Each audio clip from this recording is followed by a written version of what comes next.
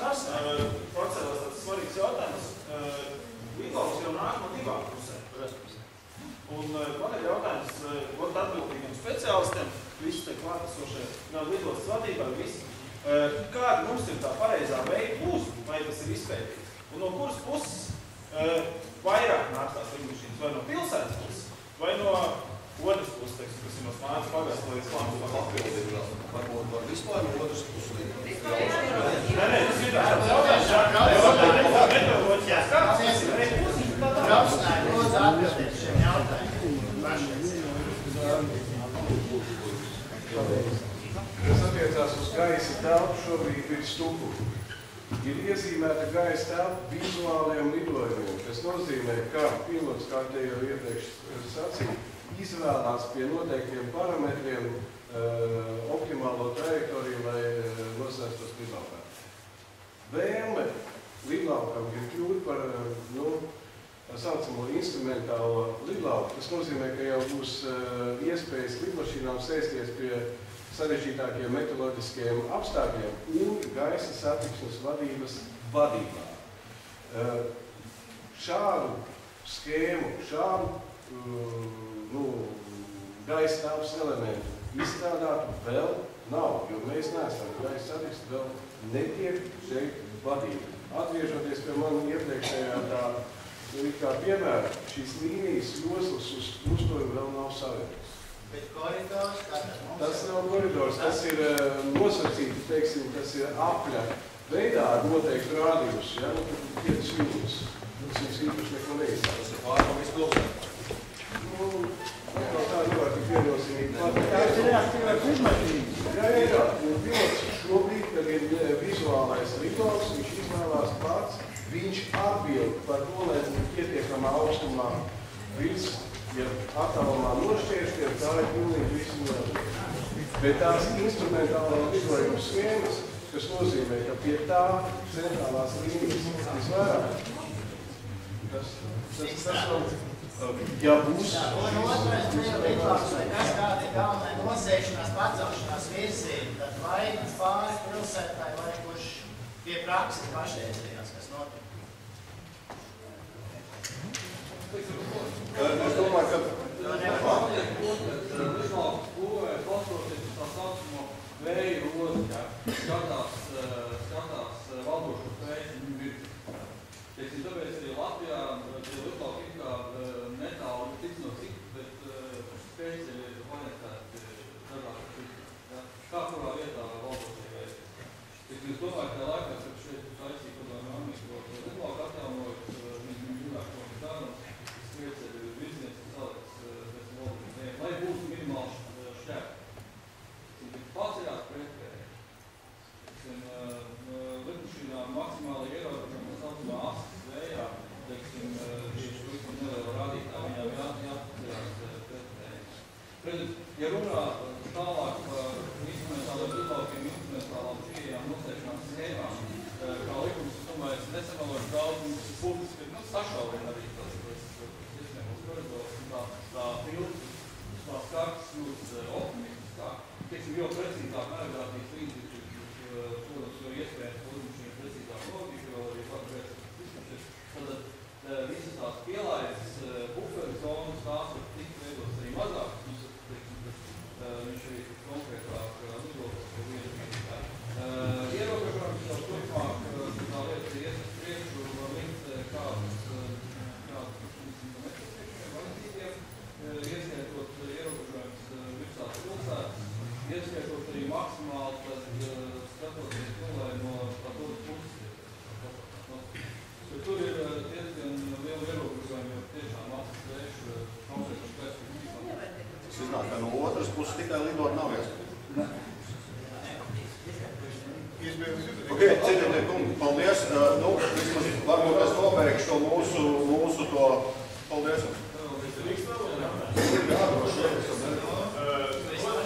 Šeit pacēlās, teiksim, par to savu piltātu, to māku tā tālāk, tieši jūs kontrolējat, tad šādas kravas lidmašīnas saisties tukumā nedrīkst. Jo viņas ražotas Krievijā, un viņas Eiropas certifikātiem, cik es saprotu, īsti neatbilst.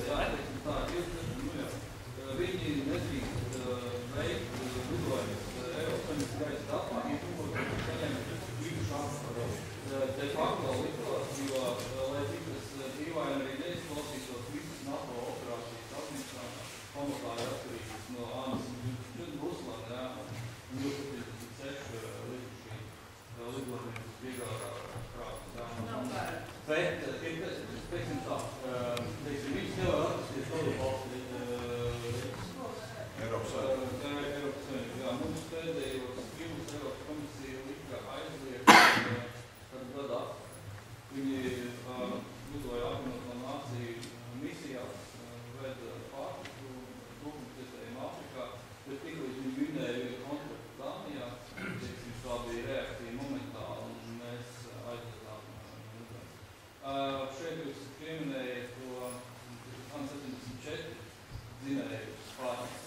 Teiksim, tiem lidojumu īpašniekiem piederēja, nezinu, kā teikt, piederēja vai ne, divas lidmašīnas aizliedzām lidot par iestāšanos Eiropas Savienībā, tur nebija tāda pārējais periodu noteikti, 2004. gadā.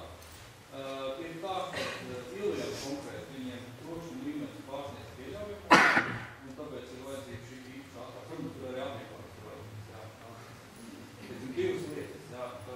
Direktīvā mums ministra kabineta noteikumos ir noteikts, ka tehnisku apkopu bāzēšanās vietu individuāls atļaujas drīkst piešķirt.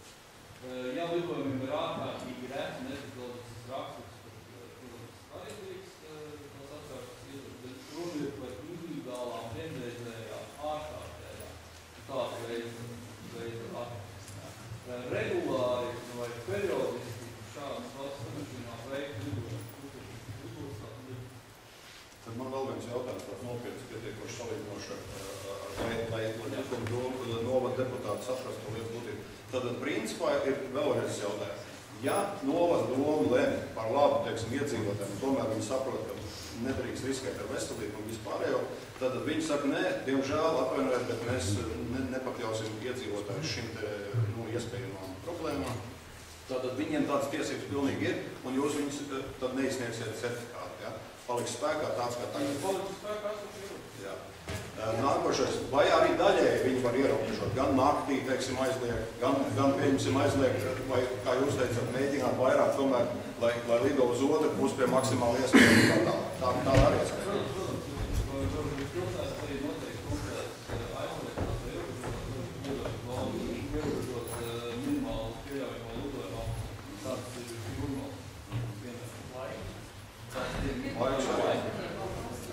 Skaidrs, tad viss ir atkarīgs pagaidām no Tukuma novada domas un Tukuma iedzīvotājiem. Es tāds.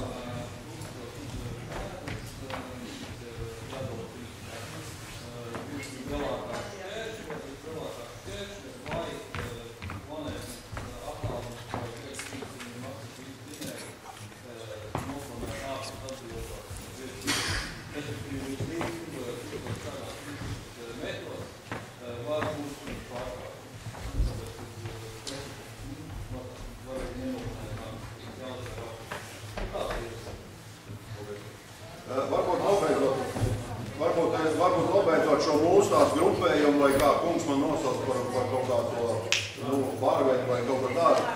Es ļoti atvainojos, cienīts kungs, kad es no sākuma bišķi par emocionāli, ja? Tāda dzīve, saprotat, visi uztraukušies, visi ir problēma. Es pabeigšu un tad manās, jo šos kungs arī teica, ka pabeidzam,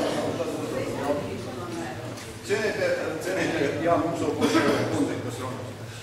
Cienītie klātesošie, es vienkārši gribētu jūs vērst uzmanību ne tik daudz kā uz visiem šiem te faktoriem, Eiropas Savienības likumdošanām, lidmašīnām, pilotiem, vai viņš skaidrā vai nē, tas jau cits jautājums. Es gribētu tomēr vairāk vai mazāk domāt par tiem cilvēkiem, kuri patiešām reāli atradīsies šī te ietekmes zonā.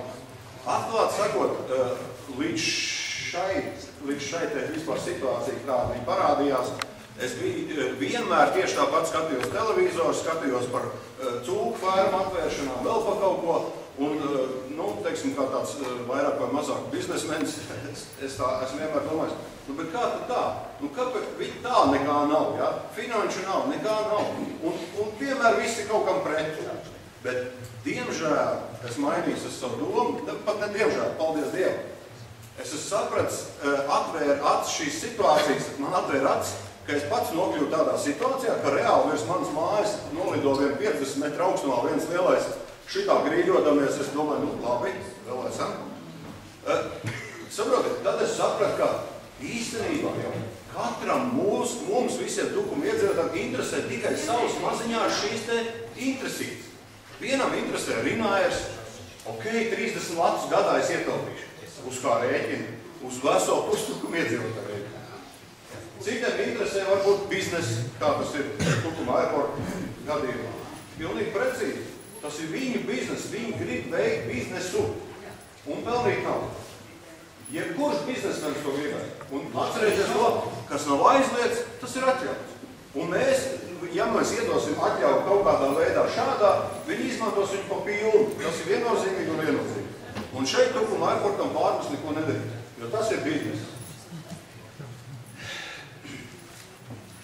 Man gan ir jautājumi daži Tukuma airportam. Sakiet, lūdzu, kaut kādu laiciņu atpakaļ Tukuma iedzīvotāji ir iesnieguši vēstuli jums ar dažādiem jautājumiem un aicinājumiem un tā tālāk. Diemžēl viņi nav saņēmuši. Man ir izsūtīt, man arī. Ok, ļoti labi. Tad paldies par to, jo tad vismaz, tā saka, ir kaut kāda kustība tai sakarā. Jo mēs jau domājam, ka mūs vispār, kā saka, negrib nemaz pastāstīt vispār, kas nedēļ. Tālāk es vēlētos vēl zināt, kādā sakarā, pieņemsim, ja tā godīgi ņem, pieņemsim, ja, jūs kā uzņēmēji, tomēr mēs dzīvojam likumīgā valstī, demokrātiskā, es ceru, cilvēki, var sakot, pirms sāk kaut kādu biznesu veidot, viņi tomēr rēķinās ar kaut kādiem likumiem, viņi rēķinās ar kaut kādām ierobežojumiem un tā tā. Šī gadījumā vienkārši jautājums. Ar kādām tiesībām, pieņemsim, nē, nu tā nevarētu teikt ar kādām tiesībām. Tiesības jums ir, jūs varat darīt, ko jūs gribat. Ja? Bet jūs, piemēram, paziņojat, ka Tukuma airports kļūst par starptautisku šo te lidostu. Vēl jau vairāk jūs jau darat it kā to, ja? Tas ir pēc jūsu informācijas. Viss notiek, viss ceļās it kā, ja? Un tā tālāk. Kaut gan spēkā mums ir zināmi ierobežojumi. Tukuma pilsētas domas ierobežojumi, kas jums īstenībā to nemaz it kā tā kā neļauj darīt. Nu, pēc teorijas, ja? Ok, izbraucot tādā ekskursijā, ko mēs tur daudz cilvēku bija un daudz nebija, bet redzēja kaut kādās tur websaitos. Nu, ja tā godīgi jāsaka, tad, lai viņu sauktu kaut kāds starptautisks lidosts, ir diezgan patāli. Angārs, ok, lidosts, skrejceļš, viss skaisti, smuki. Ceļās kaut kāda māja, tas ir normāli. Tas ir normāli patreizējiem lidos statusam. Taču nosaukt viņu par kaut kādu starptautisku pasažieru pārvadājumu lidos, kas varbūt būs, ok, varbūt būs. Bet ar kādām tiesībām to jūs darat? Ar kādām tiesībām jūs izdarat spiedienu uz Tukuma novada domu? Šulc kungs presē bija rakstījis tā, ka jās, viņš nenoliedz, ka spiediens ir. Kāds tas spiediens ir? Viņš ir ar draudiem, ar finansēm, ar ko viņš ir? Nākušais jautājums, tad darot visu šo, praktiski Tukuma airports ir pārliecināts, ka viņi saņems no novadomu šo te apstiprinājumu, šo te lēmumu par to, ka atceļās visi iepriekšējie, nosakās jauni, diennaktī, bez svaru ierobežojumiem un tā tālāk. Pagaidiet, ja? Es tikai demagoģēju.